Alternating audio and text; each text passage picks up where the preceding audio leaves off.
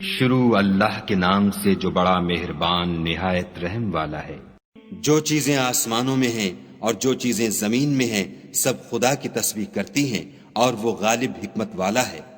وہی تو ہے جس نے کفار اہل کتاب کو حشر اول کے وقت ان کے گھروں سے نکال دیا، تمہارے خیال میں بھی نہ تھا کہ وہ نکل جائیں گے، اور وہ لوگ یہ سمجھے ہوئے تھے کہ ان کے قلعے ان کو خدا کے عذاب سے بچا لیں گے، مگر خدا نے ان کو وہاں سے آ لیا جہاں سے ان کو گمان بھی نہ تھا، اور ان کے دلوں میں دہشت ڈال دی کہ اپنے گھروں کو خود اپنے ہاتھوں اور مومنوں کے ہاتھوں سے اجاڑنے لگے۔ تو اے بصیرت کی آنکھیں رکھنے والو، عبرت پکڑو، اور اگر خدا نے ان کے بارے میں جلا وطن کرنا نہ لکھ رکھا ہوتا تو ان کو دنیا میں بھی عذاب دے دیتا، اور آخرت میں تو ان کے لیے آگ کا عذاب تیار ہے۔ یہ اس لیے کہ انہوں نے خدا اور اس کے رسول کی مخالفت کی، اور جو شخص خدا کی مخالفت کرے تو خدا سخت عذاب دینے والا ہے۔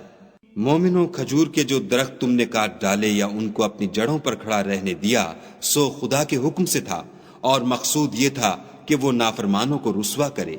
اور جو مال خدا نے اپنے پیغمبر کو ان لوگوں سے لڑائی بھڑائی کے بغیر دلوایا ہے اس میں تمہارا کچھ حق نہیں، کیونکہ اس کے لیے نہ تم نے گھوڑے دوڑائے نہ اونٹ، لیکن خدا اپنے پیغمبروں کو جن پر چاہتا ہے مسلط کر دیتا ہے، اور خدا ہر چیز پر قادر ہے۔ جو مال خدا نے اپنے پیغمبر کو دیہات والوں سے دلوایا ہے وہ خدا کے اور پیغمبر کے قرابت والوں کے اور یتیموں کے اور حاجت مندوں کے اور مسافروں کے لیے ہے، تاکہ جو لوگ تم میں دولت مند ہیں انہی کے ہاتھوں میں نہ پھرتا رہے۔ سو جو چیز تم کو پیغمبر دیں وہ لے لو، اور جس سے منع کریں اس سے باز رہو، اور خدا سے ڈرتے رہو، بے شک خدا سخت عذاب دینے والا ہے۔ اور ان مفلسان تارک الوطن کے لیے بھی جو اپنے گھروں اور مالوں سے خارج اور جدا کر دیے گئے ہیں، اور خدا کے فضل اور اس کی خوشنودی کے طلبگار اور خدا اور اس کے پیغمبر کے مددگار ہیں، یہی لوگ سچے ایماندار ہیں۔ اور ان لوگوں کے لیے بھی جو مہاجرین سے پہلے ہجرت کے گھر یعنی مدینے میں مقیم اور ایمان میں مستقل رہے، اور جو لوگ ہجرت کر کے ان کے پاس آتے ہیں ان سے محبت کرتے ہیں، اور جو کچھ ان کو ملا اس سے اپنے دل میں کچھ خواہش اور خلش نہیں پاتے، اور ان کو اپنی جانوں سے مقدم رکھتے ہیں، خواہ ان کو خود احتیاج ہی ہو۔ اور جو شخص حرص سے نفس سے بچا لیا گیا تو ایسے ہی لوگ مراد پانے والے ہیں۔ اور ان کے لیے بھی جو ان مہاجرین کے بعد آئے اور دعا کرتے ہیں کہ اے پروردگار ہمارے اور ہمارے بھائیوں کے جو ہم سے پہلے ایمان لائے ہیں گناہ معاف فرما، اور مومنوں کی طرف سے ہمارے دل میں کینہ و حسد نہ پیدا ہونے دے، اے ہمارے پروردگار تو بڑا شفقت کرنے والا مہربان ہے۔ کیا تم نے ان منافقوں کو نہیں دیکھا جو اپنے کافر بھائیوں سے جو اہل کتاب ہیں کہا کرتے ہیں کہ اگر تم جلا وطن کیے گئے تو ہم بھی تمہارے ساتھ نکل چلیں گے، اور تمہارے بارے میں کبھی کسی کا کہا نہ مانیں گے، اور اگر تم سے جنگ ہوئی تو تمہاری مدد کریں گے، مگر خدا ظاہر کیے دیتا ہے کہ یہ جھوٹے ہیں۔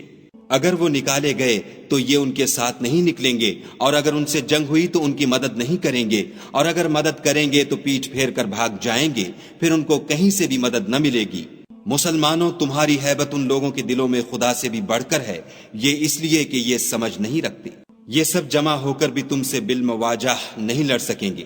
مگر بستیوں کے قلعوں میں پناہ لے کر یا دیواروں کی اوٹ میں مستور ہو کر ان کا آپس میں بڑا رعب ہے۔ تم شاید خیال کرتے ہو کہ یہ اکٹھے اور ایک جان ہیں، مگر ان کے دل پھٹے ہوئے ہیں، یہ اس لیے کہ یہ بے عقل لوگ ہیں۔ ان کا حال ان لوگوں کا سا ہے جو ان سے کچھ ہی پیشتر اپنے کاموں کی سزا کا مزہ چکھ چکے ہیں، اور ابھی ان کے لیے دکھ دینے والا عذاب تیار ہے۔ منافقوں کی مثال شیطان کی سی ہے کہ انسان سے کہتا رہا کہ کافر ہو جا، جب وہ کافر ہو گیا تو کہنے لگا کہ مجھے تجھ سے کچھ سروکار نہیں، مجھ کو تو خدائے رب العالمین سے ڈر لگتا ہے۔ تو دونوں کا انجام یہ ہوا کہ دونوں دوزخ میں داخل ہوئے، ہمیشہ اس میں رہیں گے، اور بے انصافوں کی یہی سزا ہے۔ اے ایمان والو، خدا سے ڈرتے رہو، اور ہر شخص کو دیکھنا چاہیے کہ اس نے کل یعنی فردائے قیامت کے لیے کیا سامان بھیجا ہے، اور ہم پھر کہتے ہیں کہ خدا سے ڈرتے رہو، بے شک خدا تمہارے سب اعمال سے خبردار ہے۔ اور ان لوگوں جیسے نہ ہونا جنہوں نے خدا کو بھلا دیا، تو خدا نے انہیں ایسا کر دیا کہ خود اپنے تئیں بھول گئے، یہ بد کردار لوگ ہیں۔ اہل دوزخ اور اہل بہشت برابر نہیں، اہل بہشت تو کامیابی حاصل کرنے والے ہیں۔ اگر ہم یہ قرآن کسی پہاڑ پر نازل کرتے تو تم اس کو دیکھتے کہ خدا کے خوف سے دبا اور پھٹا جاتا ہے، اور یہ باتیں ہم لوگوں کے لیے بیان کرتے ہیں تاکہ وہ غور کریں۔ وہی خدا ہے جس کے سوا کوئی معبود نہیں، پوشیدہ اور ظاہر کا جاننے والا، وہ بڑا مہربان نہایت رحم والا ہے۔ وہی خدا ہے جس کے سوا کوئی عبادت کے لائق نہیں، بادشاہ حقیقی، پاک ذات ہر عیب سے، سلامتی امن دینے والا، نگہبان، غالب، زبردست بڑائی والا۔ خدا ان لوگوں کے شریک مقرر کرنے سے پاک ہے۔ وہی خدا تمام مخلوقات کا خالق، ایجاد و اختراع کرنے والا، صورتیں بنانے والا۔ اس کے سب اچھے سے اچھے نام ہیں۔ جتنی چیزیں آسمانوں اور زمین میں ہیں سب اس کی تسبیح کرتی ہیں، اور وہ غالب حکمت والا ہے۔